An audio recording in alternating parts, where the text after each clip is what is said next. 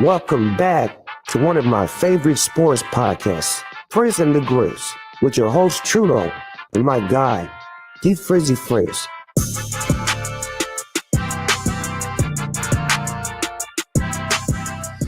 Hello and welcome back to Frizz and the Grizz. Thank you for joining us live Tuesday, December. Woof, a couple months off, August 27th.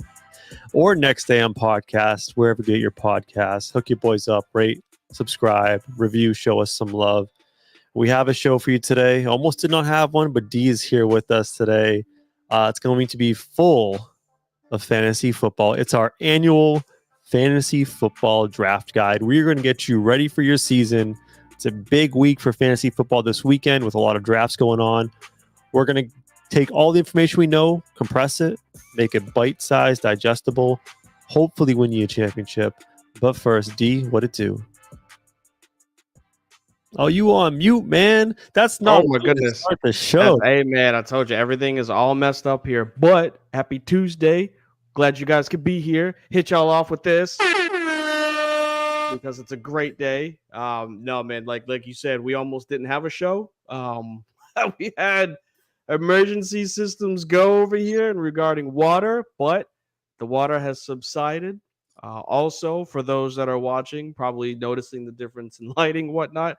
The bright lights was just too much right now. It's like I can't deal with this. Like, let me just turn down Hey, desktop light. Like, we got enough, man. Too much, so much going on today. funny thing about the visual for those just listening on podcasts is my guy D is in like a very dark room right now, and you're wearing all black too. It's like you're ready to pull off a heist over there. I mean, you never know what's gonna happen after this show. You know what I'm saying? Like, we might go get some bread. But funny story, actually. I know you haven't really, you don't follow it too much, which is okay. You know, I respect it. But the GBA season ended a couple of weeks ago. Your boy ended up taking home, championship for the first time in 3 years. Very fucking happy about that. Oh, you want your flowers? Sure. But the reason why this story is relevant is because this was probably the most watched stream that I had, like upwards towards like 40, 50 people that were watching because it was the finals. Your boy won finals MVP too, by the way, because I'm just that good. Oh. But in the chat, because I had that light switch right there, it flipped up and it's this bright ass light. Like, you guys have seen it. It's bright as fuck. But the series was on at like 1 o'clock in the morning, and people in the chat were just like, yo, turn your light off. Like, it looks like it's 2 in the afternoon and it's 1 in the morning because it's just a bright ass light. So because of that, I respect those viewers that watch. I'm going to switch up the whole lighting scheme and whatnot so you guys aren't blinded by the light when I stream now. Oh, well, I'm just glad you're here, man, because I got the text that your fridge is throwing water. It's like, damn, we're gonna skip the fantasy show. That's sad, but we're back. We're here. You're here. Have you had any drafts personally yet? Not yet. First one is Thursday. Second one is Saturday, and then the other one is still on the fence, which kind of run out of time. But I'm not the commissioner of that one. I got all my drafts like the day before the season starts or the day the season starts. Yeah, man, they like to wait till the season starts. They like to get quote unquote pumped up. It's hard though. I'm in a league. We've been running. I think we're on year 16 now. Same people in the league, but it's hard because everyone started in the same general location on the East Coast. Now we got cats all over West Coast, so it's hard to find a time that works for everyone, especially when you get older. You got the little ones, you got obligations in life, but we're still doing the stupid fantasy thing, That's the exact same thing with one of the ones that that I'm in. Obviously I'm the farthest away now because I'm down in the Carolinas, but even before that, the year before we moved, it was a problem because everybody started popping out kids. So it's like we're doing it closer to, what's the holiday next month? Is it Labor Day? Labor Day is next Monday. So like a lot of the times people get or filter your fantasy football drafts around Labor Day, and then the misses were all like, yo, man, we're not trying to wait for y'all to be doing some fantasy football. Like, I'm trying to enjoy this fucking holidays. They're like, all right, we got kids now. So like now everybody's scrambling. So yes, it is so hard to do a live draft. Most of the time you just got to do it online, unfortunately. Now you just get older. Why we're here for you people today, because everyone's got shit to do in their lives. So we're going to make this fantasy season as easy as possible. Give you all the information you need. We're covering probably rounds 1 through 12. And maybe, after that, there's some sleepers down below that we want to talk on. We'll get to that. But let's cut right through the bullshit and talk some fantasy football.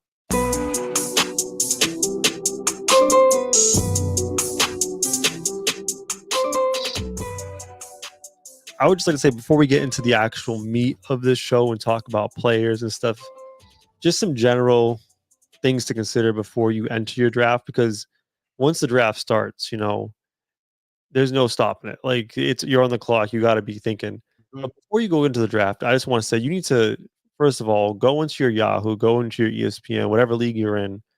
I would just recommend to know your league settings, right? know what the point scoring is. Not everything's the same. Some leagues do 25 points. A point for 25 yards receiving. Someone does a point for 20 yards receiving. Some leagues cap quarterbacks where you only get 4 points for a passing touchdown.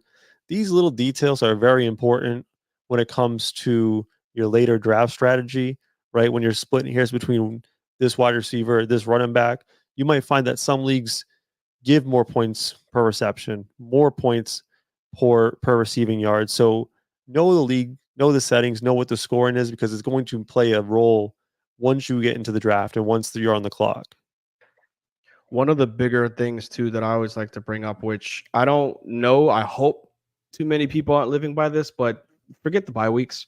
Like there's plenty of people out there that like, yeah, you want to make sure that you build around your top 3 picks that you do have, but like don't stress about, your 7th, 8th, and 9th round having bye weeks very close to each other. People are gonna drop, people are gonna get hurt, people are gonna be in the free agency or the waiver wire list. So like don't put so much emphasis on bye weeks, because I feel like when we were all new to fantasy football, people were like, oh my goodness, like I got a guy that's bye week 4, then I got bye week 6, bye week. It's like, no, there's so many games now. There's so many talented players in the NFL. The quarterback position is deep between 1 through 12. Wide receivers are deep between 1 through 40 now. Like there's 40 solid wide receivers that you can get. So like don't stress about bye weeks. Yeah, I think that's a huge thing, because a lot of people, and I'm going to jump off of your point and make another point, is you are drafting a team for a full season, not for week 1. So there might be a guy who has a high upside that you really like in the season long format, but he's iffy for week 1. He's got some sort of ankle thing or what have you, like a Tyreek Hill, his hands still questionable, whatever that. You're not drafting a team to win week 1, right? You want to win the whole season. So forget bye weeks. And don't think of just week 1 to fill up the best team week 1. You want to have a team that's going to take you, to the championship over the course of the season. Another thing I wanted to stress, which I find this to be maddening in drafts, you listen to our podcast, you listen to other podcasts, or you get your fantasy football booklet. You ever remember those back in the day before the internet? You had the book, yeah, or just the sheets that had like 150 people on it. Yes. They talk about like sleepers, like, oh, this guy's a sleeper, like right here in round 8. I just want to stress this enough, and it drives me crazy. A sleeper no longer is a sleeper when you draft him 2 rounds ahead of where he's projected, right? So the whole construct of fantasy football is based on value. Mm-hmm. It's like the stock market, right? Like if a stock is low, like it's a good value. If it shoots up $30 more, like you're not getting the same value. It's the same thing with fantasy football and players, where if you like a guy as a sleeper, but you're reaching for him 2 rounds early, you're just drafting him a value then. So just because there are names that you like, don't reach for them, right? Let the draft fall to you. Yeah, I'm with you on that one. There's so many people. Well, that also comes into a factor depending on the type of league that you're in, because if you're in a keeper league, you're that potential, that sleeper pick, like you might be trying to get that guy that could be a blow up for next season, right? Yeah. Like he could be buried in the depth chart this year, and then you're like, you know what, by week 10 he's going to get his shot and he's going to blow up, a la Jameson Williams for Detroit. Like I would kind of giving away one right there for you, but like that's what I would go off of. Yeah, I think also like not every type of draft is the same. Like the one I primarily work off of is the auction draft. I don't know if you ever fucked with those. No, it's a whole different animal. Because my strategy this year, I don't want to like give it away too much in case some of my leagues listening. I'm going to go reverse. So I'm actually going to draft my sleepers first. And I found that last year I had people that I liked later on. I saved some money in my budget to get them later, but other people had extra bread to kill at the end. So it became a bidding war for guys who should have been going for cheap later on in the draft, because people are like, you either use it or lose it. Right. So you got it. Yeah. I'm going to flip the script, but draft the sleepers first, where guys might be less reluctant to spend the bread because they're like, oh, I got to save every dollar for a CeeDee Lamb, or I got to save every dollar for a Tyreek Hill. So it's one of those things where also know like your draft mates if you do know them, because knowing what they're likely thinking is going to help a lot. All right, enough of this bullshit about general ideas and strategy. Let's cut right into it. We're using an ADP calculator from, I think, was it Fantasy Football Calculator's the website. Yep. And more or less what it does is it aggregates a bunch of drafts that have already happened and just kind of present you with the information of like, this guy is going pick 1 most of the time, like 90% of the time. This guy's going pick 2, 3, yada, yada, yada. So we're breaking it down from rounds 1 to 3 to start. I think we're going to start with round 1 and just kind of go over where people are going generally and where we think there are value, and also potentially talking about what position might make sense to draft early in the draft. Because for me, there's one obvious weakness in this draft, and that is the running back position. Yeah, I'm in agreement with you. As much as people want to say that, like, you get the bang for your buck when it comes to drafting wide receivers, and again, we'll go over strategy and whatnot and different tips and tricks. But the value is always going to be there because RB1 through 4 is completely different than RB10 through 12. So like you got to make sure that the right people get drafted, or the right people get kept if you have a keeper league, because it could make or break your season based off of that one back that you don't get. Yeah, and speaking of the running back position, like I almost have heard this strategy or phrase thrown around in like on Fantasy Football Focus with like the ESPN one, basically like drawing a line where like this is the bare minimum I want for my wide receiver 1. This is the bare minimum I want for my running back 1. You know what I mean? Like I'd be happy if I had better than this. Mm-hmm. Drawing a line at where I'd be happy with a running back 1, it probably caps out at like Kyron Williams, who's going around pick 15, so middle of the second round. So for me, it's like, hey, if I am pick number 3 and I draft CeeDee Lamb, I'm probably going to get stuck with like an Isaiah Pacheco as my RB1. That's not a terrible RB1, or Travis Etienne, but that's my best running back, and I'm going to be straddled with like a very weak running back room. So for me, it's like if I'm drafting at the top of the draft, I'm looking for one of those premier running backs. It does become tricky because I think we've talked offline, you and me. There's kind of a consensus top 5 in this draft, more or less. Yep. You can argue the order, but I've seen McCaffrey's like the no fire number 1 overall pick. There is some bouncing around between 4 and 5, between CeeDee Lamb, Tyreek Hill, Bijan, and that 5th one's a little more shady. This one has Breece Hall as the 5th one in. So it's like, you might get stuck with drafting one of those wide receivers. I wouldn't panic if you had to. But yeah, that's just kind of how I see like the very first 5 picks playing out and how it could influence the rest of the first and second round.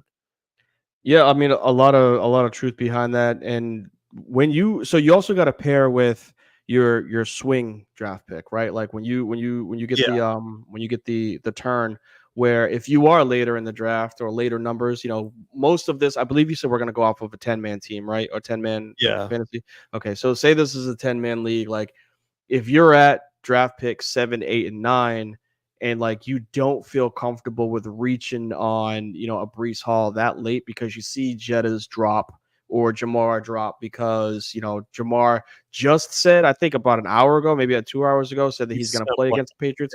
Yeah. So like if this were last week, people probably weren't drafting him that early because they were like, we don't know if he's going to play, but now he is. So like his value goes up a little bit more. Jetta's drops a little bit because JJ McCarthy's hurt, right? Like there's a bunch of people that we don't know what Sam Darnold's going to do in Minnesota. So like, is he a dominant wide receiver? Yeah. And usually dominant wide receivers will be dominant no matter who the quarterback is. But we've seen what Sam Darnold is, and that's not very good. So like you see Jetta's, go down there. But if you get, if you're pick 8 and you can get Jetta's and then like a Garrett Wilson, and then be like, we're hoping that on my 3rd pick I can get, like you said, maybe a Pacheco. Pacheco's not lasting that long, probably. Yeah, but I mean, if you look at the later round, let's just do the first round first before we start go over, those. Okay, that's fine. I mean, first round, if you got number 1 McCaffrey, it's no brainer. Mhm. Let's just talk pros and cons real quick about each guy. McCaffrey is awesome last year. Can run, can catch, can do pretty much everything. I think he had a touchdown in every game last year, just about. Did he? Or I think his streak broke. his streak broke. It broke at some point. He pretty much had a touchdown in every game. The only con is potential injury because he has the injury history. But I'm not gonna not draft guy because of the off chance he could get injured. So McCaffrey, no brainer there. I think it gets interesting after that though. This one we're looking at right here, this draft, ADP has Bijan as the second pick there. I don't think Bijan should be going second overall. I think it's more of like pick your poison, CeeDee Lamb, Tyreek Hill. I would probably go with one of those two guys. And now even you could maybe make the case for Jamar Chase now that he's coming back for week 1. But to me, I think CD is probably the safest option at number 2. Are you with me on that? I would only agree, and this is coming off of a year of me saying I don't think CeeDee Lamb is the number 1. I think he proved it last year, and then he got his bread because of it. I would say CD over Tyreek or Bijan because the Dallas Cowboys offense in the regular season is always good. You're not drafting because you think that the Cowboys are going to win the Super Bowl. You're drafting because this is about getting points. And Pollard's gone, so like they brought back Zeke. Not going to be running the ball that much. You bring back Zeke, right? So they're going to force feed and try to prove that Dak is, an MVP level quarterback, which he can play at statistic wise, but in between the ears is where he's going to be judged. So yeah, I would see him as that number 2 solid pick over Tyreek Hill, who potentially is going to have some games that he's going to miss. It's just the way that his career has been. Tua might not be the exact same quarterback that he was last year. There's more certainty on what you're going to get out of a Dak than a Tua. So yeah, I'd go with CD over him. I am buying all the shares of Dolphins offense this year, though. So even later in the draft, we'll talk about other guys, but I'm in on the Dolphins this year, especially offensively. I'd be super happy with Tyreek Hill if I'm picking 3. There's nothing wrong with that. I mean, before he got injured, he was on pace to get 2,000 yards receiving. So crazy. You're happy there. I don't think that those top 3 guys, outside of injury, I don't really have a lot of concern with those top 3 guys. No, again, if any draft, anybody going 1, 2, 3, it went McCaffrey, Hill, Lamb in any of those order, you're good. I think you get a solid number 1 pick, barring injury, but that's anything. The same thing with like a Adrian Peterson back in the day. Like the only thing that was going to hurt him was an injury. So yeah, I would say that those 3 are very safe picks just because of their ceilings are through the roof. Yeah, so I think we're both in agreement. Those 3, if I have picks 1 through 3, I'm picking any one of those 3. I think after that, you could pick and choose depending on what your philosophy is going to be. I think personally for me, I want to get that number 1 running back. If you want to go and get a wide receiver in the first round, if you're pick number 4, there's nothing wrong with that to get like a Jamar Chase.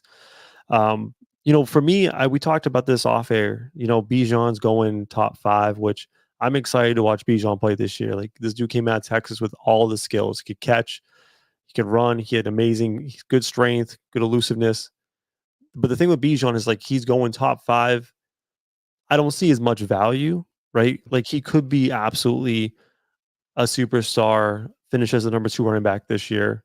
Maybe number 1 at his best, but you're not getting much value. Like you're drafting him at his ceiling. That's my only issue. We've only seen his floor to this point, and people are drafting him as if the likely outcome's going to be he'll be a top 2, 3 running back in the NFL fantasy wise.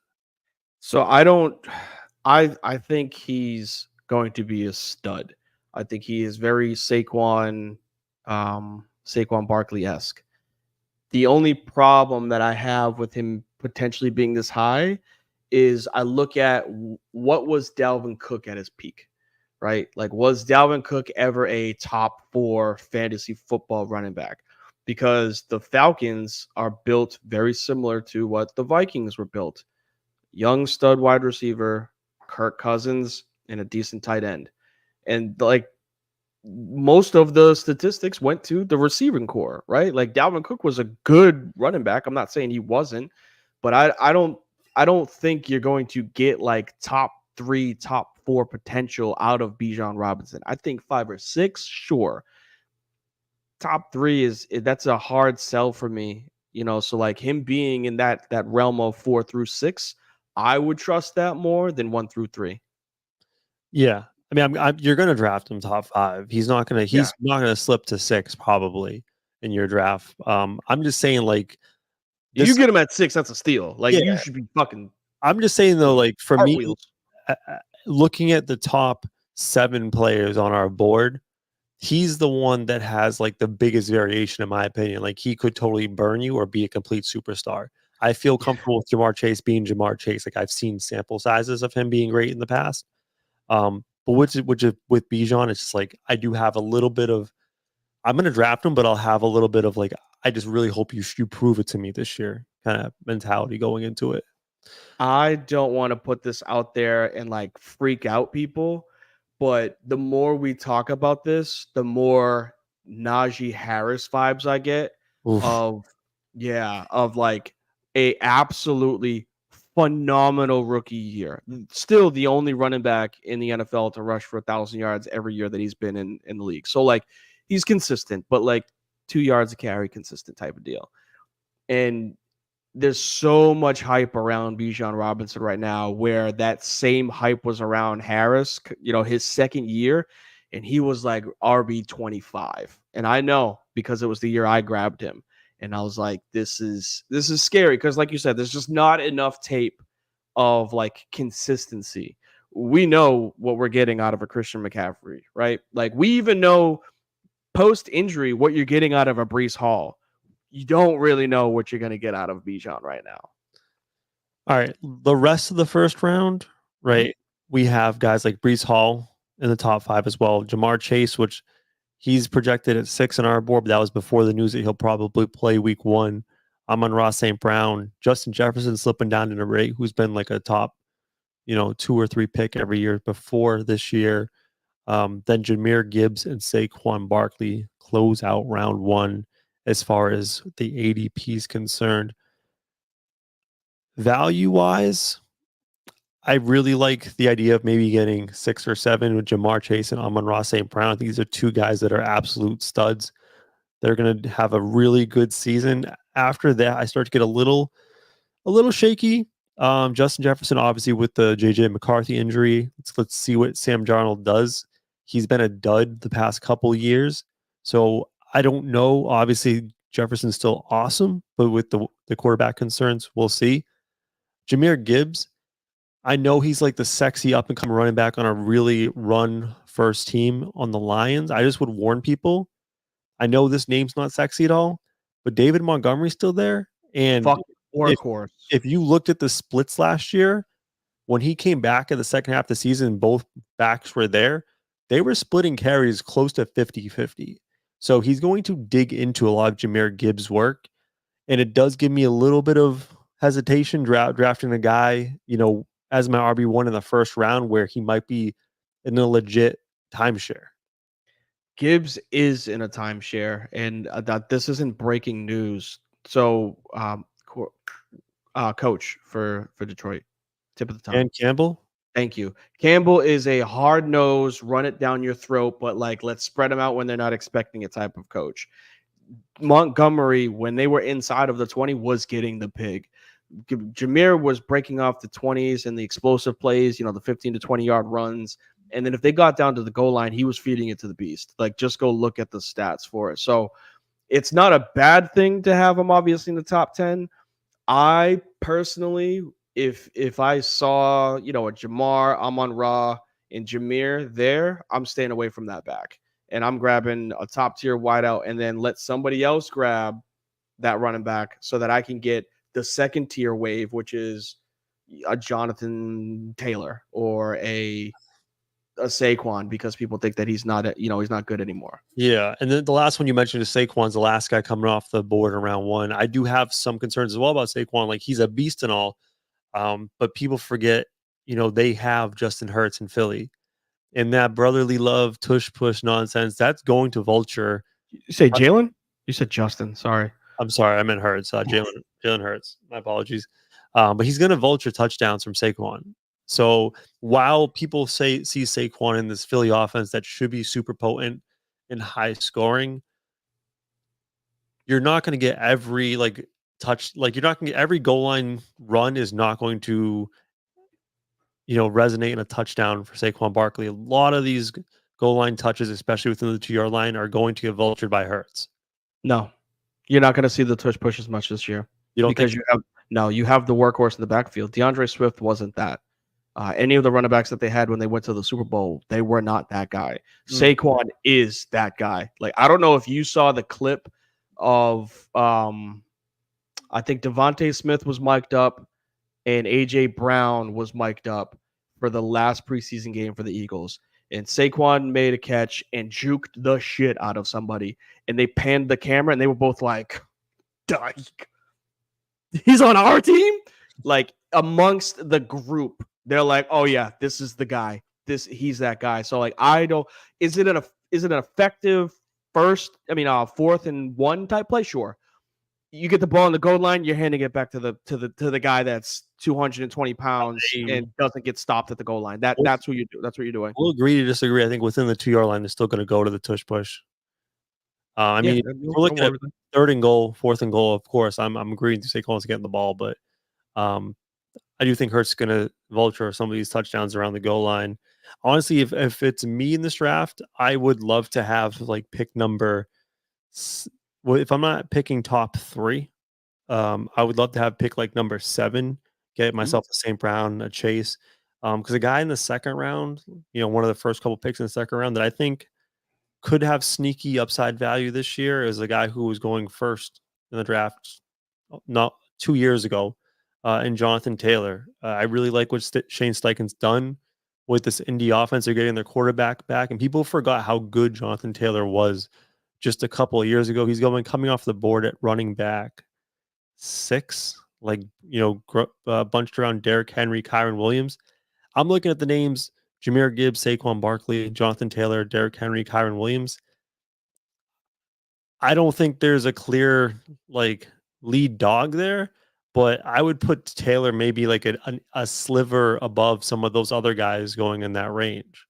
And that's a solid running back 1 to pair with a Jamar Chase or Amon-Ra St. Brown as your wide receiver 1. Yeah, I'm not against it. I would prefer a little bit higher. Nothing wrong with the 7-8 area. Just to go, the start where you're going with your statements for it. I love Jonathan Taylor this year. I think you're going to see the best of, if he stays healthy, but you're going to see the best of Anthony Richardson and the pieces that they surrounded him with. Pittman's going to have a potential breakout year. We talked about him. You said that he might be like the sleeper pick or sleeper wide receiver of the year. They brought in Braden Smith, who was an offensive lineman, I believe, for the Eagles. They have a Donnie Mitchell, who was like the fastest wide receiver, one of the fastest wide receivers drafted this year, out of Texas. Like, they got pieces around Richardson, and now you have the toy, which is Jonathan Taylor. Like, that RPO is going to be extremely difficult to stop. He can catch out of the backfield, so you're going to get points there, obviously. He doesn't get subbed out. He's not spilled for anybody unless he's tired. So, yeah, if he's not, there's no running back by committee in Indy. It's Jonathan Taylor. Like, it's just him. And if he is that, 10, 11, 12 area, oh, yeah, you're in good range for getting a wide receiver first and then being able to get him second. Yeah, there's not a ton of I wouldn't say there's a lot of value guys in the first 2 rounds. You're paying a price for premier guys. For me, the first 2 rounds, I'm just trying to avoid a complete disappointment. Yeah, because that could totally derail your season. I mean, there's a couple of young guys up here on this ADP for rounds 1 and 2. I don't know how you feel taking a roll of the dice on Marvin Harrison Jr., in round 2. I know Puka Nacua had an awesome year last year. I think he set the rookie record for receiving yards. But it's a lot to ask for a guy like Puka to repeat that type of season again. Do you have any worry with some of these younger guys, or maybe some other guys that could have red flags in this first or second round that you might want to avoid personally? Second round, I know that the name is very, very sexy, but be careful with Marvin Harrison Jr. this year. We talked about this. It was either last week or the week prior. He's going to see double teams. He's a phenomenal wide receiver. So I'm not saying that he can't beat them, but there really isn't much out there with a injury returning Kyler Murray besides just Marvin Harrison Jr. So like we want him to explode, but he's going to see double teams. He's going to see, one man under, one man over, one man under type of coverage. And I think he'll have, some explosive games, but I don't know if he's going to have what everybody's expecting him to put up, which is like Odell Beckham rookie numbers, right? Mm-hmm. Second being Puka, a great value if you can find him, I think, later in the second round, not higher, because we're just forgetting that Cooper Kupp is still there and Matthew Stafford and the relationship between him and Kupp is still there. Like we saw it towards the tail end of last season when Kupp came back, Puka's target share dropped a little bit, right? Like, and that's you're hoping for him to replicate last year's magic. Not saying that he can't, but that's a lot if you're drafting him 10, 11, 12 in the second round versus 17 through 20 when all of those other receivers or running backs are taken. You're like, all right, I can settle with the Puka Nacua here. Yeah, I think I'm with you on that one. And with Marvin Harrison Jr. in particular, I like Marvin Harrison Jr. I'd love to have him on my team this year. Drafting him in like the middle of the second round, which he's kind of projected at pick number 17 on this ranking, I would prefer even like a guy going in the next round over him, like a Cooper Kupp, like you mentioned, Cooper Kupp. I'm big on Cooper Kupp this year. He did have a tough time coming back from that injury last year, but towards the end of the season, he started gaining steam, and he was still a guy who 2 years ago was like a consensus. He had like draft him the top 3 guy. So I don't think, and Matt Stafford's a weird dude like that, where like he finds his guys and just loves to force feed him the ball. And I think Cooper Kupp's a Matt Stafford guy. So like I would much rather have Cooper Kupp a full round later than Marvin Harrison where he's getting drafted. And it's one of those things where I think people hear the sexy new name and might overdraft a guy. One other guy that I'm a little suspect on in the second round that I might try to draft around is someone right in that same area with Travis Etienne in Jacksonville. I just think that offense was super ineffective last year. He has dealt with a lot of injuries in his past. And then I see running backs going after him. So right now, Etienne's being drafted as like running back 9. I really like 2 running backs after him. Josh Jacobs, that value might go up after the injury to the Quadzilla. AJ Dillon this year. So Josh Jacobs is probably going to completely dominate that workload in Green Bay, who's supposed to be a very good offense this year. But guys after Travis Etienne that I like I would rather have Isaiah Pacheco than Travis Etienne. Not a sexy name, but he's going to get a lot of touches and a lot of opportunity in that offense. I prefer to have Josh Jacobs. I prefer to have Devin Achane. So I just think where Etienne is getting drafted now is a little high to me. So for that reason, I think that middle of the second round, Nacua, Harrison Jr., Etienne, if I could avoid them and draft someone else a little around their ADP, I might go that way. Like again, Cooper Kupp, a Josh Jacobs, even maybe a Devontae Adams who has had down year and it's in Las Vegas, but we all know what he can be. But also who do they just name as their starting quarterback? My guy Minshew. We know Minshew likes to sling it. He likes to sling it. Might make some horrible decisions and cost you games interception wise, but he's going to give him opportunities. He's going to throw the ball to him, unlike what's the name, porn star Jimmy Garoppolo just chose to not throw it to him for some weird reason. But yeah, I am way out, and this is probably just because you get bit in the ass from one player, and you're like, I gotta stay away from him again. But I'm way out on Travis Etienne this year. I just don't believe in Jacksonville's offense. Like, I think their season was supposed to be last year, and they fell flat on their face. Yeah, they brought in Gabe Davis, Brian Thomas out of LSU. I think is an incredible wide receiver. Keep that name in your mind when it comes to sleeper wideouts. And then you got Christian Kirk. So like, I don't think that like jumps off the paper as like division winning offense. And Etienne, his year was supposed to be last year. He had a really, really successful rookie year. Your second year is supposed to be where you make that jump. And I think he regressed. Whereas there are, like you mentioned, 4 other names that just based off of tape, situation, and probably volume share that I would go before him. I know you didn't mention it, but I'm taking a Derrick Henry over Travis Etienne in that Baltimore Ravens offense 100% of the time. Yeah. I'm taking Devin A-Chain because of his ceiling that we can see is far better than a Travis Etienne. And I'm 100% taking a Josh Jacobs now that he's the RB1. He was like a RB, 75%. And then like you get AJ Dillon on like the short passing, like short running downs or goal line situations. He's out for the season. They're just going to have just him in the backfield now. So yeah, there's three, maybe even 4, because you said Isaiah Pacheco. I'm kind of on the fence with him because KC spreads the ball around, but I think I'd feel more comfortable with the 3 names that I named over a Travis Etienne this year. Yeah, I really don't know what KC's going to look like this year because they did add speed in this offseason. So I'm not sure if they're going to change fundamentally how they want to operate. Last year they had to do a lot of dink and dunk, a lot of running the ball, more like a pro style offense. So we'll see. We'll see what happens there. And just one other thing with Josh Jacobs is like I know people are down on him because of what happened in Las Vegas. I think he may have been the most, or if not close to the most, taking the most hits at the line of scrimmage. So like not having the ability to even make moves. Basically, his offensive line was so bad that he was getting hit immediately. And now that he's in Green Bay with like a much improved offensive line, I do expect you to have a lot more success this year. Much better quarterback. It's just a name that I think people are going to be lower on because they've been burnt by him last year. You know what I mean? 2 years ago, he was top 5 running back. Yeah. So that's Josh Jacobs is a name I really love. And right now he's getting drafted in this ADP today, beginning of the 3rd round, like the first pick of the 3rd round. I don't think that's going to hold with the injury to AJ Dillon, but we'll see. It's good value if you already drafted him.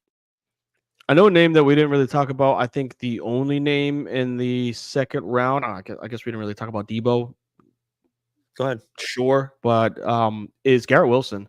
I think he is anywhere that you can find him a potential peak top 10 wide receiver if Rodgers can stay healthy and not, snap his Achilles 3 snaps into the season.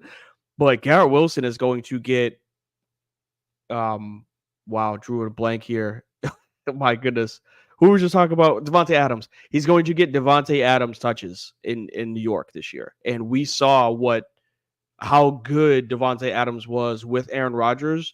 Garrett Wilson is Aaron Rodgers being key. So, like, if you have him on your board at any point in time in the 2nd round that he's available, grab him because he is going to be somebody that's going to get 10 to 12 targets per game. They're going to throw the ball 30, 40 times in New York every game. All right, to wrap up the first 3 rounds, rounds 1 and 2, you just want to make a smart pick that's not going to completely derail your season. I just avoid guys with major red flags. Round 3 is where it gets interesting because round 3, you're going to see potential value guys. You're going to see potentially someone in your league reach up and draft a quarterback for some dumb reason. You're going to see someone potentially reach up and grab the first tight end, maybe the end of the 3rd round. For me, round 3 is about finding some value. I think there's a lot of value here looking at our ADP. We talked about A-Chain, Cooper Kupp. Talked about him earlier. I really like Cooper Kupp having a good year. If he's your wide receiver 2, you're probably going to be super thrilled. I'm not super high on Olave in London. There's a couple guys I would avoid. I would probably avoid Drake London. I like Drake London. Don't get me wrong. I like Drake London. I think he's going to have a really good year. I just haven't seen it from him yet. And I know, again, with Atlanta, it's like we're projecting this huge jump. But if I'm drafting guys in the top 3, I just need to see it a little more before I do it.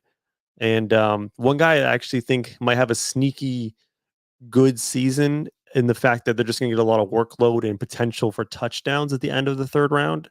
If you went wide receiver, or even went wide receiver with your first pick, drafted like a Derrick Henry or a Josh Jacobs as your running back too. Joe Mixon, like I know it's a guy who not going to have a lot of fun and exciting plays on the field, but he's been a workhorse in a good offense for a long time in Cincinnati. And he manages to compile huge fantasy numbers by just scoring touchdowns and staying on the field and padding stats more or less. I think he's going to have a similar opportunity in Houston with this explosive offense. He might not be getting 100-yard games every week, but I just think there's a lot of opportunity for touchdowns for a guy like Joe Mixon, especially if you're picking up the last pick in the 3rd round. I think you hit the nail on the head with getting like garbage time touchdowns, because essential stat padding, I think, is the phrase that you said. That's what he did. That's what he did in Cincinnati. He didn't get subbed off the field for goal line situations because he's a receiving back. So like you got Nico, Stephon Diggs. I think Robert Woods is still out there. Tank Dell and John Mechie as wide receivers for Houston. Spread them out, and then you get to the goal line, shotgun 4 wide. Who the hell are you gonna stop? You know what I mean? Like that's a tough lineup out there, and he is in between the tackles running back. So like I think you do get a lot of like late game put away touchdowns, and the Texans are gonna be up in a lot of games. So like they're gonna run the ball, and he's the guy that will get random 20 touches in a game. 6 catches, 14 carries, and you're like, oh my goodness, he got the ball that many times, and he got you 15 to 20 points because of just volume. And then just the one guy in the 3rd round, I'm probably going to avoid drafting in the 3rd round. Like, I'm not saying you shouldn't draft this guy, but I don't think he's worth a 3rd round pick. I'm a big Bucs fan. I knew you were going that route. That's why you saw the smirk on my face. Rachaad White. And here's the thing, like, he's going to be the Bucs feature back. Someone who's watched a lot of Bucs games and seen their offense. While they gave him the ball a lot, he had a lot of carries, a lot of volume. It was one of the worst efficient running teams in the NFL last year. Like they forced the run, and it was not successful. Not only is he benefiting from volume from last year, but they did lose their offensive coordinator Dave Canales, and they might not be as apt to force something that does not work. They're trying to force the Bucs, the circle peg through the square hole, or the square peg through the circle hole. Their new offensive coordinator might abandon the run a little more if it's as ineffective, and I can see that really hurting Rachaad White's value this upcoming year. So, if I'm looking for an RB2 in round 3, I would draft any of the other guys besides Rachaad White. I would actually prefer even James Cook, who's probably a huge steal where he is in the 4th round. You know this more than I would. Who was the running back for the Bucs 2 years ago? Was it LeGarrette Blount? I don't know if it was Blunt, but it was Rachaad White and somebody else. I feel like I just can't remember who it was. The reason why, you can find that later. We don't need to even know the name, but it's more of the scenario itself. Meaning you had the established running back that's been on the team for a couple of years, and then you drafted Rachaad White. And then what did we see? We saw a fizzling out of carries to be like, I guess the running back that we do have, if you find the name, let me know, because I can't remember who it was. Right, it was in 2022. It was Leonard Fournette. Okay, there we go. Perfect. So you had Fournette, and then they drafted Rachaad White. And you were like, but what do we need Rachaad White for if we have playoff Lenny, right? And he kind of overextended his stay, where later into the season, we saw the shift go to Rachaad White. Well, the same thing is happening right now with Rachaad White. They drafted, as you would know, the kid out of Oregon, Bucky Irving. Oregon produces speedsters. They produce guys that break the field, right? And if you reach with a Rachaad in round 3, knowing that at some point they drafted a rookie running back, teams don't like to sit rookie running backs. They like to get them out there, see what they got before they have to worry about paying them. Look at what's happening in Miami with Devin Achane and Raheem Mostert. Like, they're going to play him. And we saw him fall off last season. They drafted a running back. It's just not lining up the right way for him. So way out on a Tampa Bay running back right now. Yeah, I'm with you. Again, if Rachaad White, falls to the 5th round, late 4th, 5th round, sure, I'll draft him there. But just where the guys that are going around him, I prefer everyone else except for Rachaad White. Last little cleanup, little piece of information to close out the rounds 1 through 3. On our ADP, we see the first quarterback go off the board around pick number 29. So the end of the 3rd round, and Josh Allen. I think Josh Allen is the right pick if you're going to pick like who's the number one quarterback this year. But just for me, it's too early to draft a quarterback. It's a really deep quarterback year.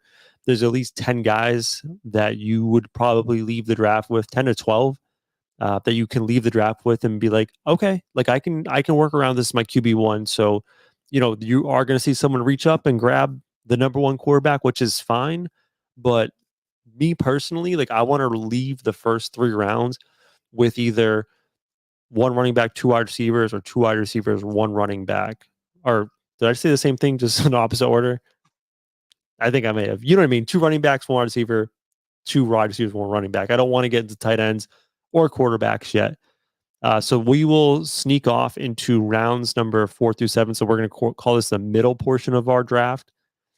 This is where it starts to get crazy, right? So we've seen primarily wide receivers and running backs come off the board at this point. You open up round 4, we start seeing more quarterbacks come off the board. We start seeing tight ends come off the board. I personally, right, I think I've heard it said that, and I agree with this, that, again, quarterback super deep this year. Same thing with tight end. Like, yeah, Travis Kelce, Sam Laporta are absolutely head and shoulders better than a lot of other guys. But if I just say F it to tight end and I leave with like a Jake Ferguson, I know that's a shitty name, but solid tight end last year. He's not going to be a tight end that you put in your lineup and get you 3 points every week. It's going to be a tight end number 10 that literally gets you like 7 to 10 points each week. Maybe he gets a touchdown. Maybe he has, 6 catches for 65 yards. That is acceptable, right? It's not going to completely destroy your team. So for me, I'm looking at round 4. I'm going right back at that meat of the wide receiver running back room. And for me personally, a couple guys I really love in round 4. So that's picks number 31 through 40. I am absolutely huge on the Dolphins again this year. Jalen Waddle in the 4th round. Sign me up, D, and James Cook. But we'll start with Jalen Waddle. Yeah, I mean, just because you touched so many different points on this one. Yeah, I'm sorry. Rambled a you're little. good. You're good. I think because of one returning injury, and doesn't even need to be a sleeper, it's just a name that him coming back makes this position group a little bit deeper, where it allows you to draft a little later, and that's Mark Andrews. Don't forget about him coming back for Baltimore, meaning when he's at his best, a top 3 tight end in the league with a Lamar Jackson, which now makes the tight end group. Yeah, he's 5th, essentially 5th. Going in the middle of the 5th round right now in our projection. Yeah. What I'm saying is, like, because of how good he is, and you can get him in the 5th round, yeah, stack up on your wide receivers right now, stack up on your running backs. You don't need to reach for a QB. I just looked at it. Go ahead. Let me give you a list of like some of these other tight ends where they're going. So we're saying in round 4, you see Kelce and Laporta come off the board. You could get a Mark Andrews around 5. You could get a George Kittle in the middle of round 7. You can get a Kyle Pitts, who everyone's kind of like higher on now, in the middle of round 8. And Evan Ingram in round 9. Jake Ferguson in round 10. And David Njoku, who had like a resurgent year in the middle of round 11. Brock Bowers, who everyone's excited on as a rookie in round 11. And even like a TJ Hawkinson, I think he's hurt right now. You skipped Trey McBride. Yeah, I'm not as familiar with Trey McBride, so I didn't want to throw him out there. But yeah, he's round 6?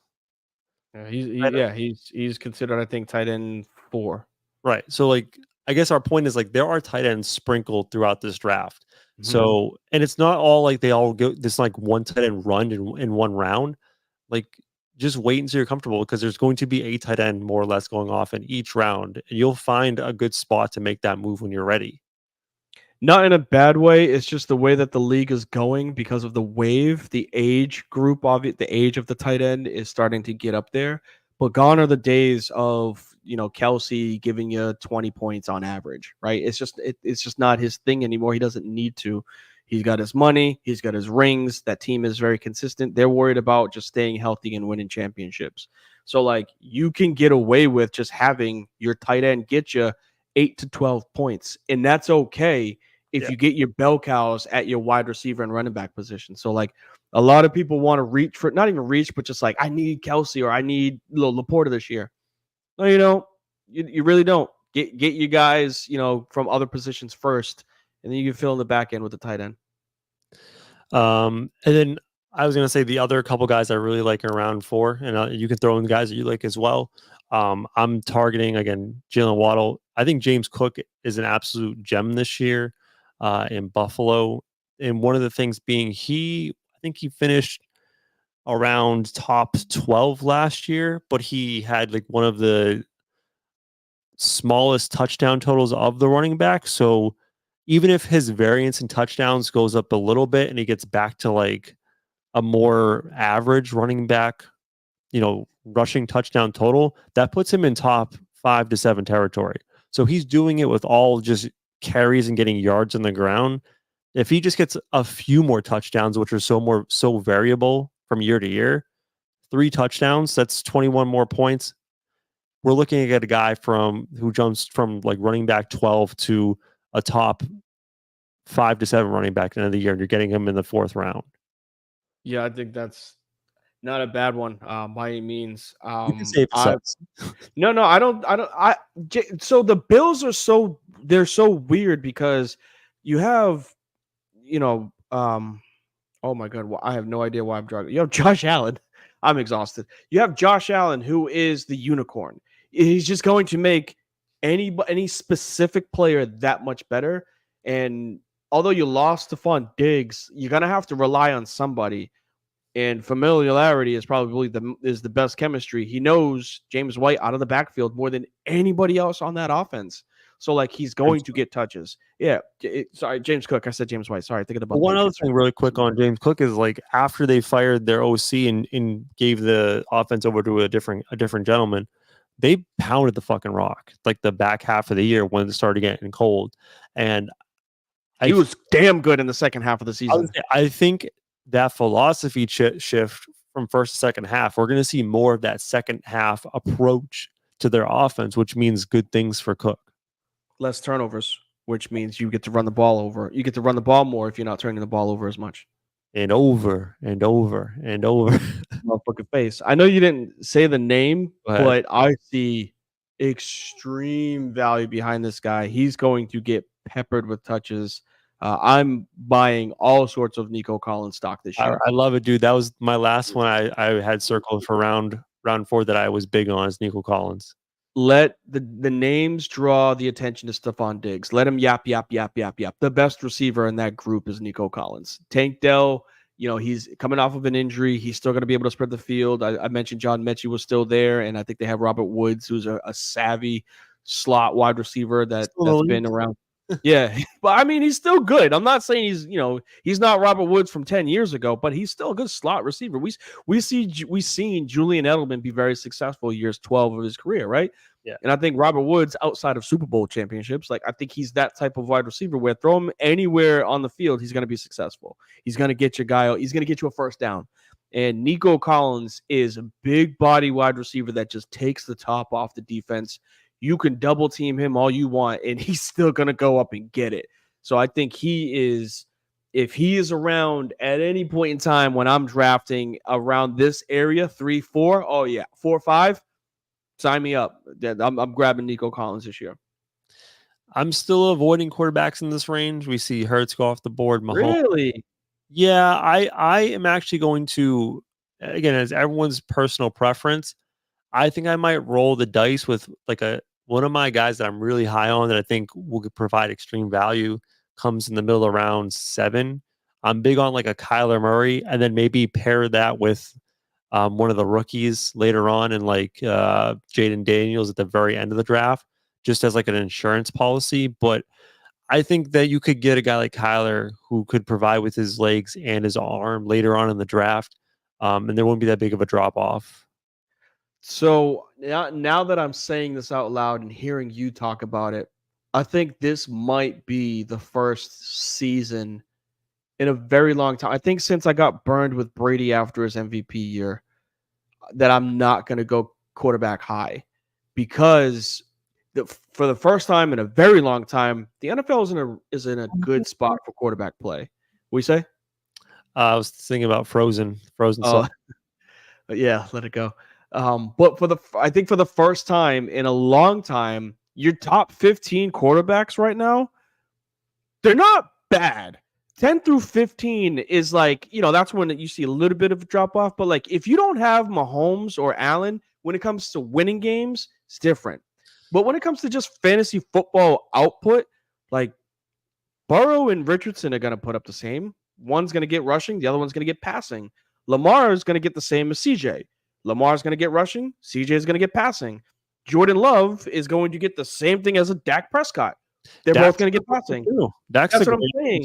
And like these are names where in a 10-man league, you could probably get away with getting a quarterback in round 6 or 7. Like you can get Joey Burrow in round number 9 6 now. Oh, I mean, yeah. I don't know why I wait that late for a quarterback, but like you could get away with a quarterback in 6 through 7 and be fine. Let everybody else get the top, get Josh Allen, sure. Because I was the guy, like for a very long time, because of that season that happened with Brady, and it hurt me so bad that like it was the first time I drafted a Patriot. Out of all my years, it's like I'm gonna draft the Patriot. Then he had the worst fucking season of his life. So like after that, I was like, I'm only drafting good quarterbacks. You can get away with second tier quarterbacks now because the passing game is so wide open where QB8 is still throwing for 4,500 yards and 30 touchdown passes. Well, even like every year we see like our CJ Stroud's going as the 4th quarterback off the board this year. He was a rookie the year before.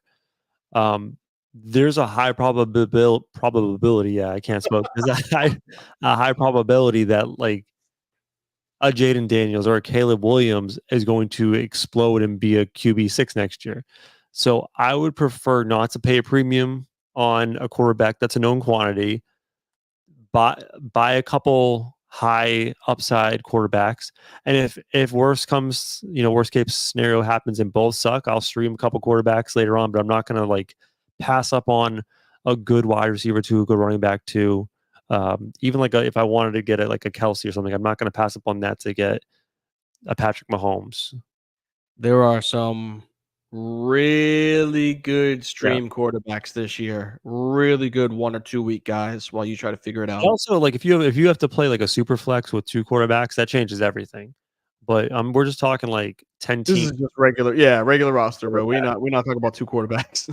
That's when it gets a little more challenging. All right, let's just try to bang through a couple of these other guys on this list. I think one interesting name, we'll see what happens, is Brandon Ayuk. Like right now, he's getting drafted in the 5th round. And man, if he slips to like the end of the 5th or early 6th, I know like his situation is still up in the air, but like if that shit resolves itself within the first couple of weeks, that could be a league winner down the road. Again, like we're not talking about, oh my God, I might not have him for week 1. Oh, we're talking about where we're trying to win a full season. Do you really think he's going to sit out the entire season? I don't believe that to be the case.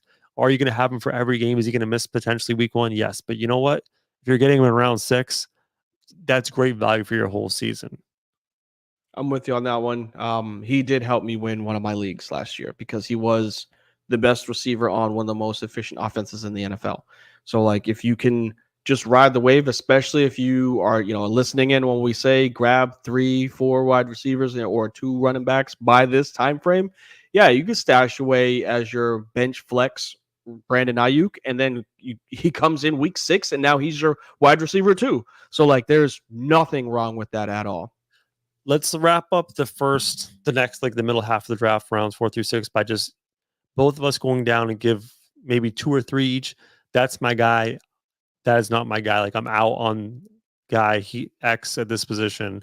So what number are you starting at, 40 or 50? We'll start at 40. Okay. So we're not like redundantly going over some of the guys that we've already talked about. I'll kick us off. James Conner. I'm in on James Conner. Dude's just a workhorse.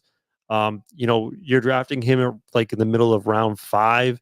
You're getting if you went run like 3 wide receivers already, you're probably getting him as your running back too. I'm totally fine with that. Or maybe he's your flex running back. Just a workhorse. That's all. He's going to get volume. He's still super productive. And I think he was close to leading the league in like yards after contact. So he was just doing his thing. David Montgomery, we talked about earlier. We're looking at round 6 for Montgomery. Not a sexy name, kind of old, but he's going to get about half the carries in Detroit, a run-heavy offense that's expected to score a lot of points. Guys that I'm out on, George Pickens in the 6th round, wide receiver Pittsburgh. I just don't trust that quarterback situation, man. I just don't want to do it. I'm not putting my eggs in that basket. I can't do it.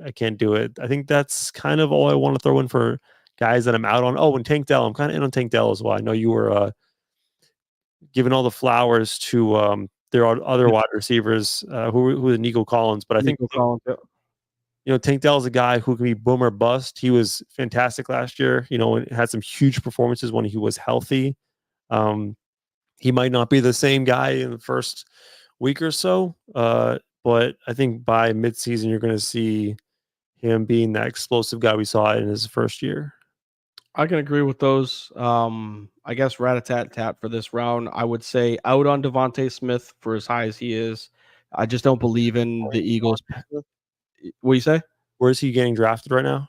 5th round. So like high 5th round, 41st pick area. That's crazy because he was, I think, like a 2nd, 3rd round guy last year. So he's definitely fallen off. But I had Devontae Smith last year and he really burnt me. So that's what I'm saying. And I think he will be. I think he's going to be consistent. Low though. Yeah, low. I don't know. I'm out on him being in the 5th round is what I'm saying. Because 5th round is you're expecting him to play whether he's wide receiver 2 or flex. And I think I would rather stash him on my bench and see if AJ Brown or something happens to that Eagles offense. I don't believe in the passing game distribution wise. I think their offense would be great, but I don't feel as though I would be getting exactly what I need out of my wide receiver 2 or flex if he was in that position. So I'd say I'm out on him. I'm high on James Conner. You had mentioned that. Yeah. I guess I would to get away from the double dip that we already talked about. People you already talked about. I'd say I'm high on Michael Pittman Jr. just because of the upside for Anthony Richardson. He's the number 1 in Indy right now. And they have people that will help him out, such as like an Adonai Mitchell, like I mentioned. That's going to help him get open everywhere because you have a flyer that can take the top off the defense. Yeah, he's going almost round 6, like between 5 and 6. Yep, that's a good with 3. If that's your wide receiver 3, like you're pretty happy about that. Exactly, and I think he put up decent numbers towards the tail end of the season when he got a little bit more comfortable. I trust more of a Michael Pittman than I trust a Drake London. Like that's what I would see out of it. And then this ain't even really a sleeper. This is the reason why I said be careful with Marvin Harrison Jr. because the sexy name is Rookie of the Year Marvin Harrison Jr. But the consistent name when it comes to the best receiver last year, I don't care what anybody says if it's about being LSU or not, but it was 100% Malik Neighbors. Malik Neighbors has the ability of winning wide receiver or even Rookie of the Year because there's nothing else in New York. They're going to get him the ball. Daniel Jones, I don't even know if he's a starter, but whoever's throwing the ball in New York is just going to get the rock to him because he's the best athlete on that team, no matter who rolls out there. I'm here on the talent individually for him, but just the idea of Daniel Jones as the quarterback, it does concern me. I mean, we could be talking next year and talking about him, Malik Neighbors, that is, as the guy who absolutely blew the door off of the NFL and is now a 2nd round pick or, like late 1st round pick. I could see that happening. It's in the realm of possibilities. But man, I'm going to probably pass on Malik Neighbors just because of the Daniel Jones thing. Nothing wrong with it. I'm not going to say that you're wrong by any means. I just look at it as revisionist history, right? Eli Manning was not a great quarterback and his career was, I won't say revived, but it became a spark when he got Odell Beckham Jr. Daniel Jones is whatever you might say, he's consistent when he plays. No, he's not. But now you give him a top tier wide receiver, you just might see a little bit more of his ceiling than you have seen of his floor, which in a fantasy football world, it ain't about winning. It's about who's getting the ball the most. And he, in that offense in New York, is going to get the ball more than Jalen Hyatt, I think, or Jalen Watt. Jalen Hyatt is a wide receiver there. Wan'Dale Robinson, Darius Slayton, Devin Singletary is the running back. Yeah, the name that's going to get the ball the most is going to be Malik Neighbors. a couple more because I just realized that rounds 4 through 7 goes through pick 70. I think there's a lot of red flags actually in round number. Yeah, man, no good. I don't know if this has been updated since the news came out, but I would not draft Nick Chubb. He's like my do not draft permanently. He's right now he's getting drafted in the 7th round on this board. I don't think he's going to play this year. I just don't. It's a nasty injury. Yeah, And he's not young. He's not like a 22-year-old running back. He's like 30. I would say late sleeper. Is it Jerome Ford, the running back in the Browns? Yep. Yeah, I think he could be a great addition late in the draft. I just don't think Chubb's going to play with that injury. I'm worried about Keenan Allen in the 7th round. I've watched a lot of Hard Knocks. A lot of age. He looks like he put on a little bit of weight. And they were showing clips of him in camp just not being able to break away from their number one cornerback, who is very good in his own right, but he just doesn't seem to be the same guy. And then there was one other one. Oh, a guy that I really like is just almost in the 8th round, Rashee Rice. Is he playing though?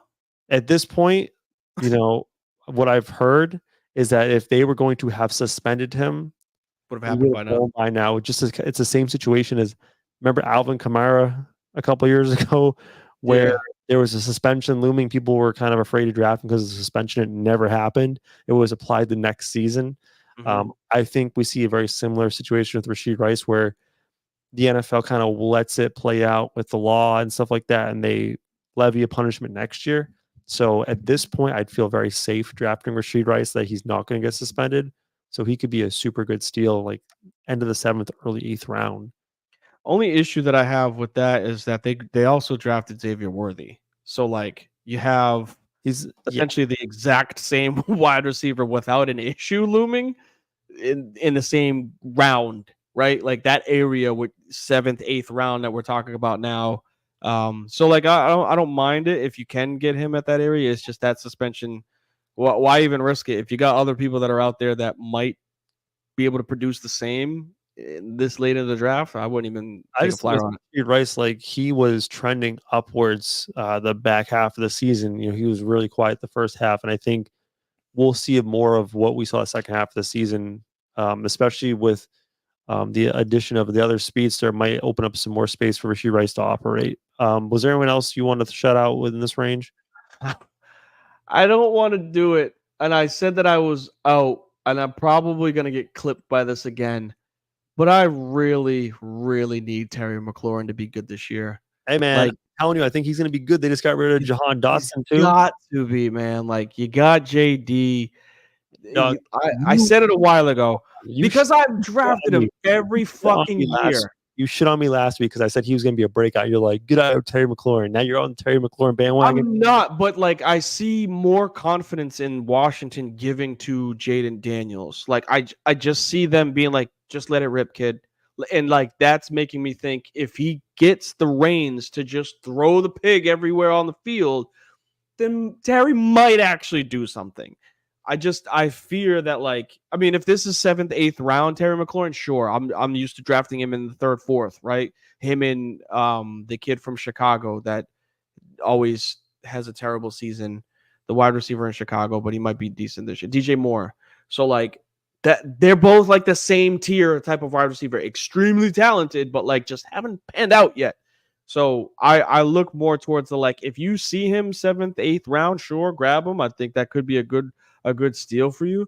And then another name, just because, we had talked about it earlier, obviously he's no longer in Dallas, coming off of an injury, but they got a young quarterback that will most likely use him he's going to be good this year, man.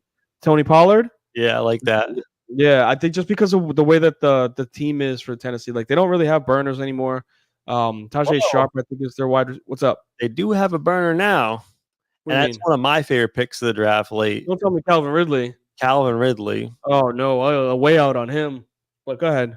I'll let you cook. They paid him good money, I think around 11, 12 million a year. Mm-hmm. And if there is one thing you know about Will Levis, is my man can slang the thing. Yeah. Tennessee had one of the highest rates of deep ball passes in the league last year. I think they were like top 2 or 3 in as far as deep attempts. That's Will Levis' specialty. And adding Calvin Ridley, who was someone who is known for stretching the field, he could get a lot of big targets. And we're also talking about Hopkins, DeAndre Hopkins, his running mate in the wide receiver room, is out right now with an injury. We don't know when he's going to come back. So we're looking at Ridley by himself with a quarterback who likes to throw the ball deep. So I think he could have a lot of opportunity to. Is it going to go well? Maybe not. But like the opportunities and the attempts are probably going to be there for Ridley at least to start the season. Potentially, but it's the reason why I like Tony Pollard is because I think they're going to let, like you were just saying, Will Levis throw the ball, and Pollard is a really good receiving back. I don't think he's like an every down between the tackles type of running back, but you could see a lot of good value if he's your bench workhorse. Yeah, he doesn't need to be. But like if you can get him, we're talking 8th, 9th round now as a bench, stash. I think that's a solid area for you people that are on a bye week, right? Like he's the guy you can fill in for a week and get you 12, 15 points because he'll get 6, 7 catches out of the backfield, maybe a 15-yard touchdown, and then 60 yards. And it's like there's 12 points. All I need is for him to just fill a spot. I don't need him to get a goose egg, and I don't think he'll finish many games below like 5 points this season. I agree with that. I'm here on Tony Pollard. We're talking round 8. At this point, if you're in round 8, you should have your starting wide receiver spots filled. You should have your starting running back slots filled. You might have a quarterback already. You may still need a tight end, but at this point, like you're either going to fill in your flex or a couple bench guys. So you're looking for like lottery tickets. Mm-hmm. And I think Pollard, I think Ridley can be that. I think Terry McLaurin can be that. This is the area where I'm probably going to start looking for my quarterback, tight end, depending on like if I don't get sniped right before my pick again. I like Kyler Murray. I probably would grab George Kittle here as well. I've always been a big George Kittle guy. Even though he's always hurt, he can have these boom weeks that absolutely crush it for you. But yeah, I think it's lottery tickets at this point, and I'm avoiding boring names. So like guys like a Gus Edwards. I don't know who else is a boring name. Someone who's just been around that's gonna like get you 7 points routinely. I don't want that at this point in the draft, right? I want Godwin. Yeah. I want more like a Keon Coleman, right? A rookie, a Xavier Worthy. I want maybe like I don't know, a Jonathan Brooks. But I think he might be hurt right now, actually, in Carolina. But I want something that could be a lottery ticket for a big hit. I am going after I get like maybe my established, and I'm only in one keeper league, so like it's not even just like to get people to stay on my team. But after I get like my starters and then like that one solid bench player, I am stacking up on high ceiling players. Yeah. Like, like I'm all about college football. So like majority of the time I'm swinging for the fences for these high named wide receivers that they either dominated in college or they had a slower start to their rookie year. And I think they're going to explode season 2. And I already threw up that name, Jameson Williams, earlier. I think you're going to get a ton of volume with Amon-Ra St. Brown. And then Jared Goff is going to take the top off the defense with Williams sprinting down the field. And we saw little snippets of it last season where you're just like, good God, this guy can fly. And like, I see him doing really good. I know Ladd is like not the sexy name in LA right now, but he was Ladd McConkey will be what everybody hoped Hunter Renfrow was going to be. Justin Herbert is going to get the ball to Ladd McConkey. Trust me on this one. He's got nobody else to throw to out there now. Jordan Palmer, no.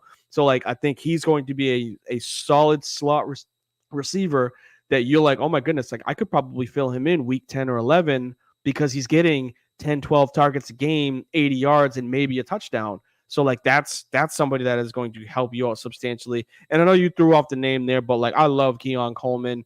I think he's going to eventually be the number 1 in Buffalo. At some point, he won't have to be the rookie receiver, and I think he'll be like the number 1 guy for Josh Allen. I don't think it'll be early. It's still, growing pains and learning the position and whatnot, especially because of the high expectations of Buffalo.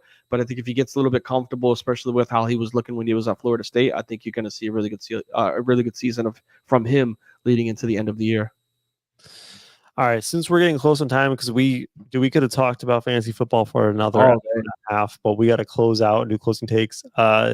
Really quick, let's just go through a couple names, throw a couple names out at the end that you find that you'd want to stash. You named a couple. I would just throw out maybe value-wise Brian Robinson Jr. in the 10th round. I just think he could emerge as a starting running back. I don't know what Austin Eckler is going to look like at this point, and he's always injured. Another one is Tajay Spears. It's not as sexy as we just talked about the running back in Tennessee. Oh my God, Tony Pollard. He's not as sexy as Tony Pollard, but he will probably get like 40% of the carries there in Tennessee, and he could carve himself out a role. I love the idea of getting Jaden Daniels in the 12th round. He's like, I think, quarterback 12 right now. The only thing I love about, not the only thing, but one of the things I really like about Jaden Daniels is he does have that rushing upside. The big knock is like, huge. Is he going to get hurt? Because he's a slender build in Washington, is a porous offensive line. If I'm drafting Jaden Daniels in the 12th, 13th round, it's not because I think he's going to be. I'm not drafting him as my only quarterback. I'm trying to say. So like, if he gets injured, it is what it is. And then there's one more name I was really into, but I cannot find it now. I did just find out today, just now, that Jerry Jeudy's a Cleveland Brown. That blows my mind. Yeah. I had no idea. Yep. Any other names you just want to throw out there before we hit the closing takes? Brian Thomas Jr. out of Jacksonville. Oh, go ahead. One more I just found. Roma Doomsday, 15th round. That take all the names that I was going to fucking throw out there. That could be a fucking absolute gem of a keeper for next year because that dude's good. Big body wide receiver, and he made Michael Penix Jr. a top tier quarterback because of he just throw the ball and his catch radius was absolutely insane. He was going to go get it. So yes, you stole the words out of my mouth by taking Roma Doomsday, and then I was going to say Brian Thomas Jr., another great wide receiver out of LSU. They keep pumping out wide receivers that are just damn good, and they produce in the NFL outside of the one that went to the Patriots because he had Mac Jones. So I would say just keep those names in mind. I think Rashid Shaheed is a decent flyer when it comes to talent out of New Orleans, and that's not just because I'm a Saints fan. But we talked about how this might be a down year for Olave, but it could be an up year for other players. And then other than that, man, I think this late in your draft, you're drafting your defenses. If you guys got kickers, you're drafting your kickers. You're kind of done with that. Don't draft a kicker. I mean, we don't play my leagues. We don't have kickers, so I like that. Yeah, we got a second flex instead of kickers. You need to get my league where we have IDPs. I think you'd love that. IDP. We don't draft defenses. We draft individual defensive players. Nah, I'm out on that. I did that at when I was 15. And I was like, I don't like this. This is too much. I was drafting Charles Woodson and shit like that. And I'm like, that's dope, man. Yeah, it's great. But if he'd either get you a pick and a touchdown or nothing. And this is dumb. Why do I have him on my team if he's getting no stats? The secret is for your defensive backs, you got to draft safeties because they get tackles. True. But again, I was 15, 16 years. I wasn't that young, but I was young enough to be I want the name. I don't need this tackling safety. I need this guy that's going to get a pick six. I think my first year playing IDP, I drafted Champ Bailey because I loved Champ Bailey back in the day. Great corner. But a shutdown corner is not really good for fantasy. No, that's what I'm saying. And that was Woodson. He's a touchdown and nothing. Yeah. I figured the defensive guy would love the IDP formation. No, because I would draft based off of name. I wouldn't draft off of their statistics. Who is Darrelle Revis, the worst IDP player ever? Yeah, I watched. This is how dominant he was. I don't know we're going off on a tangent, but I just watched something earlier this week, or even maybe it was today, of his run where he had faced Randy Moss, Calvin Johnson, Ocho Cinco, Terrell Owens, all in one season, and he held them to less than 35 yards. Oh, that's crazy. He was insane at his peak. That sucks. He was so small. His peak was 3 years. That's it. No, he had a bigger name for those 3 years because they had Mark Sanchez and a chance to go to the Super Bowl, but they had Mark Sanchez. But his window was 10 years of dominance. Okay. I think he was kind of washed at the Patriots, but he was. Neither here nor there. All right, let's close it out. I got some good shit for closing takes. Sure. The show is coming to an end. But first, it's time to get to anything we've missed. It's closing time. 1 segment, 2 takes. Now go.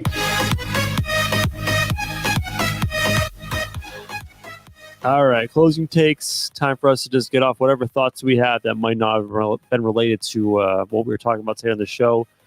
I'm going to go first, D. I really think there's an unfair advantage in the new college football playoff world where the 4 big conferences, so your Big 10, Big 12, SEC, and ACC get an automatic bye. I think we should really hold accountable some of these shitty teams in those conferences. I want to implement a European-style relegation system.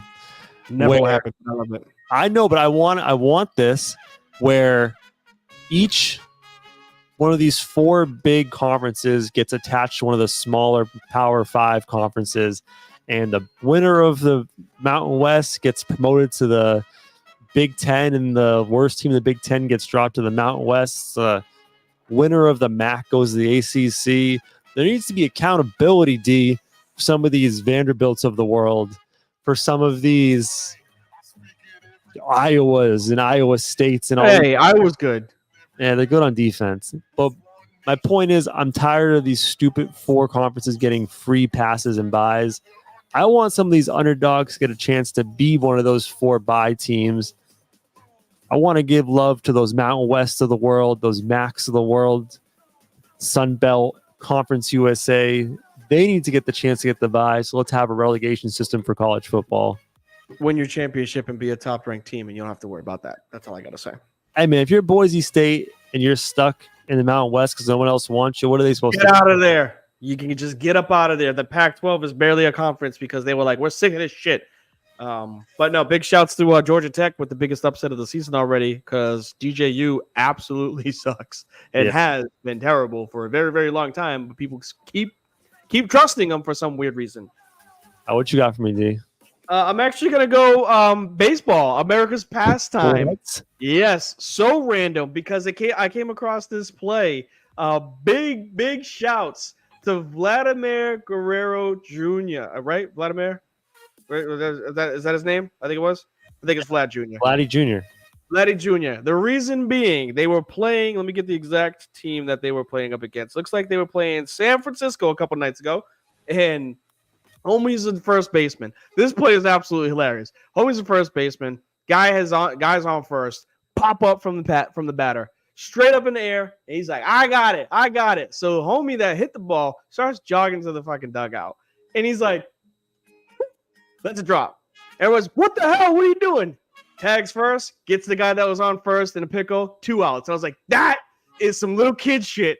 But fucking hilarious because apparently, I mean, I don't know too much about the infield fly rule, though? That's what I was just about to say. There's only infield fly rule if there's a man on first and second. So the fact that this dude had the IQ to be like, yo, if I just drop this, I can get them both because homie's just jogging to the dugout. And so he purposely drops it. And then the guy's like, oh, shit. And he tries to sprint from the dugout and he just steps on first base. Guy that wasn't on first anymore is trying to run to second because he dropped the ball. And they get him in a pickle. 2 outs, ended the inning. I was like, that's awesome. I know the traditionalists will fucking hate that type of shit, but me, I'm all for nonsense. So when I saw that, I was like, hey, I'm going to give this guy the shout out that he deserves. Make baseball be like this. Go see the clip because it's absolutely hilarious. If baseball is more fun with shit like this, I'd watch it. And when I say that, I definitely wouldn't, but like it would, no, 100% wouldn't. But like it made my reel, it made me like it, and it made me talk about it. So kudos to you guys. I love that our one baseball thing was that play. Our one baseball thing all summer was that play, and I think Aaron Judge is like on pace to set the home run record. We're just like he's got like 60 home runs from what I heard. I don't know, man. I don't watch baseball, so I'll watch baseball when they let Bonds in the Hall of Fame. Hey, that should be our show's sticking point. You got us when you let Bonds in the Hall of Fame. We'll come and we'll talk about baseball on the #1 sports podcast in our own minds. All right, do you get us out of here? Oh man, what a day! What a stream! What a show! We appreciate you guys being here, man. I know this is a long one. It typically is. Every year that Yeah, every year that we do this. And the problem is we could have probably gone on for another hour talking about, fantasy football. But we're not. We're going to let y'all have y'all time. You can listen to us obviously in the morning. So I'll wrap it up with all of our socials. Find us here on Apple Podcasts. You can find us on Spotify. You can hit up our website at frizzandthegrizz.com. You can find us on Facebook, and you can find us on YouTube. All of this shit is going to be uploaded and streamed for you guys tomorrow to listen to while you're driving into that busted-ass traffic because school is back in session. It's annoying. But with the summer now coming to a close, as we always say, because I hope you guys can get at least one more vacation in, please make sure y'all take care of y'all mentals. We're going to take care of our physicals maybe before the winter time. Take care of y'all chicken. Take care of y'all children, and we'll catch y'all.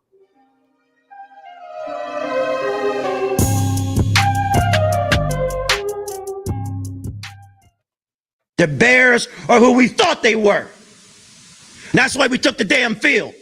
Now, if you want to crown them, then crown their ass.